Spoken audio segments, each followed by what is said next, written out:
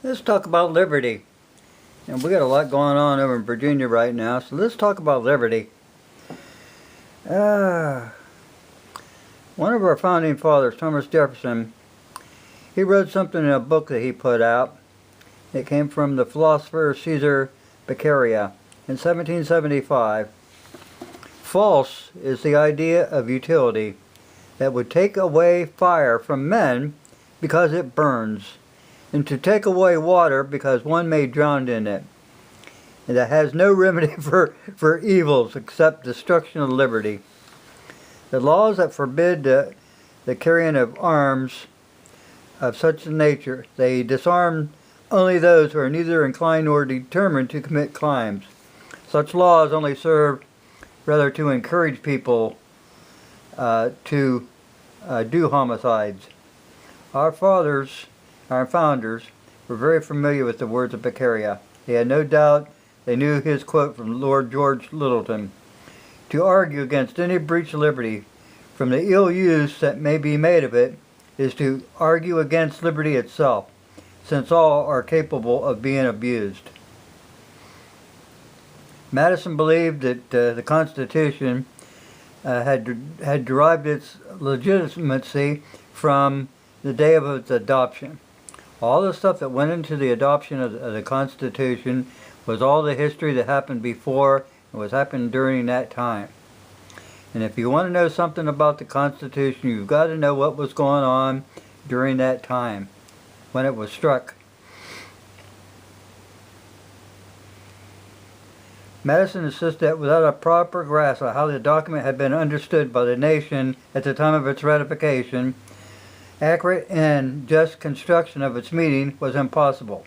This meant that modern interpreters had to reach beyond the text of the documents to the historical facts and inform the text, which includes understanding the evils that the new government had been meant to cure and benefits it had been designed to realize. Thus, in 1780, the decade that had shaped Madison's understanding of republicanism assumed monumental importance. Saying in plain English, he says that he, being the prime author and the supreme expert on the Constitution, said, "Do not separate text from historical background. If you do, you would have perverted and subverted the Constitution, which can only end in a distorted, bastard form of illegitimate government." So now just fast forward to 1991, USA did a thing on Justice Burger, Warren Burger. He said, "What's your views on the Second Amendment and what the right to bear arms mean?" Well, it's a simple thing. A well-regulated militia, which is now called the National Guard. Essentially, we have well-regulated. And he says, "I was raised on a farm, had guns around the house all the time, so I'm not against guns, but the National Rifle Association has done the most amazing job of misrepresenting and misleading the public." Whew, what a statement from a man appointed for a life to protect our rights and liberties is nothing short of amazing. The level of ignorance and bald-faced dishonesty revealed here is appalling. Berger also said that the militia is the National Guard. Nothing could be further from the truth. Now, I'll tell you something. I looked that up. The National Guard cannot possibly be interpreted as the whole constitutional militia encompassed by the Second Amendment, if for no other reason is the fact that the guardsmen are prohibited by law, 32 U.S.C. 105, from keeping their own military arms. Instead, these firearms are owned and annually inventoried by the federal government and are kept in armories under lock and key. That's what the National Guard is. They are not the militia. They can't be there in a split second.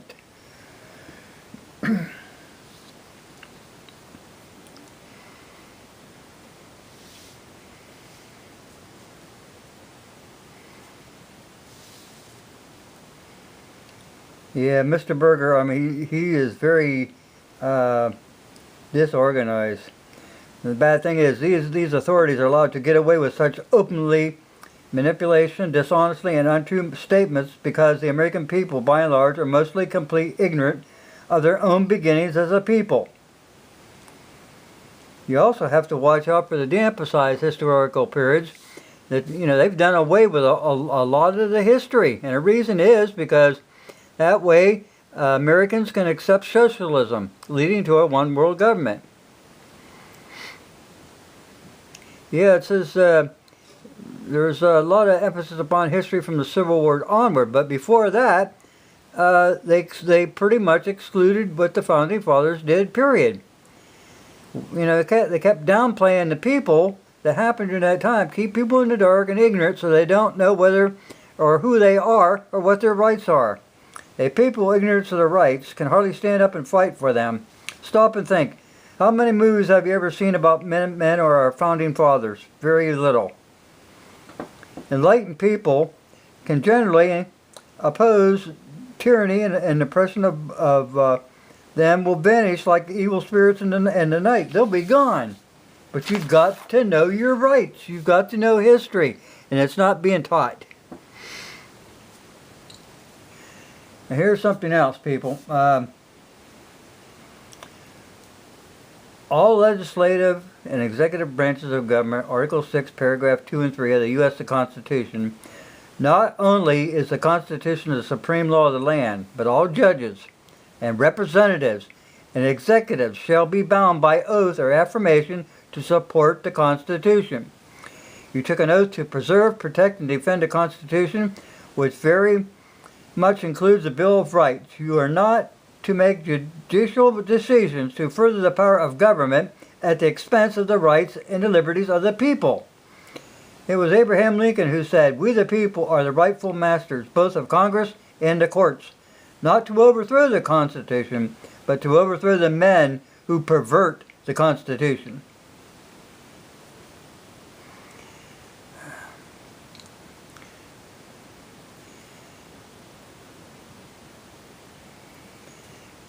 The greatest snow job on earth, people, was to believe that the Supreme Court alone had the divine right to interpret the Constitution.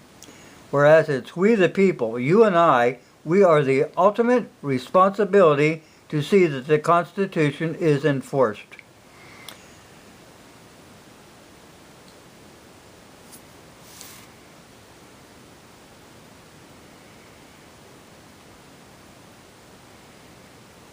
Yeah, they just look at us as collateral people. Yeah, that's what they do.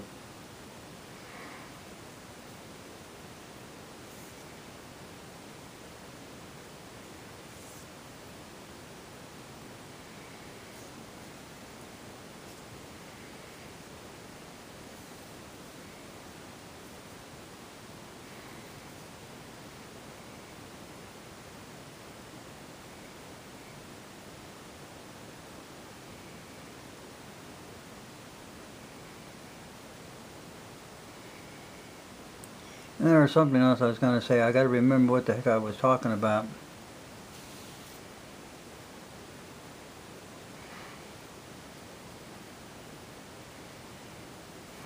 Well, it's treason, people, for these judges. If they're making a constitutional decision and they're getting away from history and the genuine original intent, you are not keeping your sworn oath. It is at best irresponsible behavior. At worst, it is treason. In any case, it's not good behavior as be referred to in Article 3, Section 1, that keeps the federal judiciary people in office for life.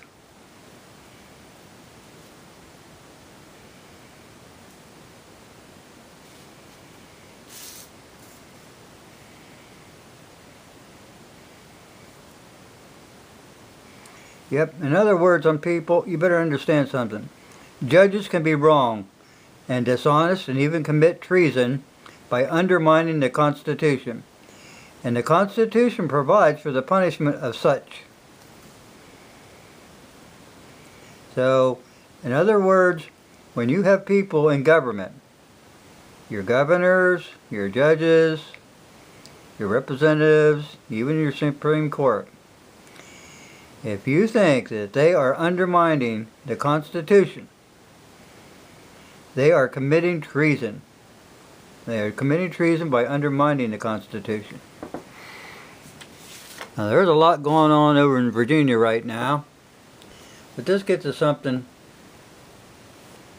here, before I get too far into this. This was in a small newspaper, and it's the only place where such an opinion would ever see the daylight. And this guy asked, he says, "What's the Second Amendment for?"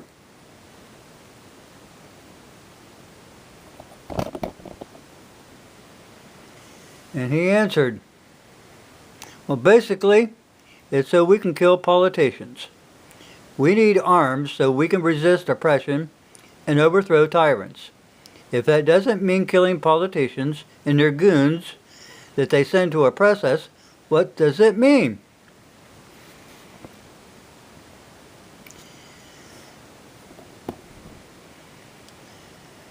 So, from that perspective, like what's going over there in Virginia now, he called in all the state police to guard the State House.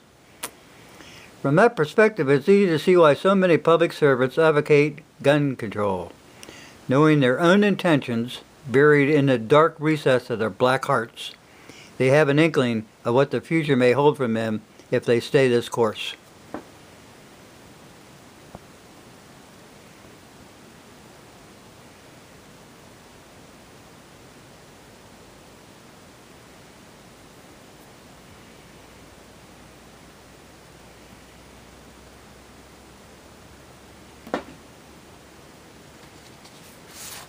Remember, if they're caught undermining the Constitution of the United States, they are committing treason, and the Constitution provides for punishment.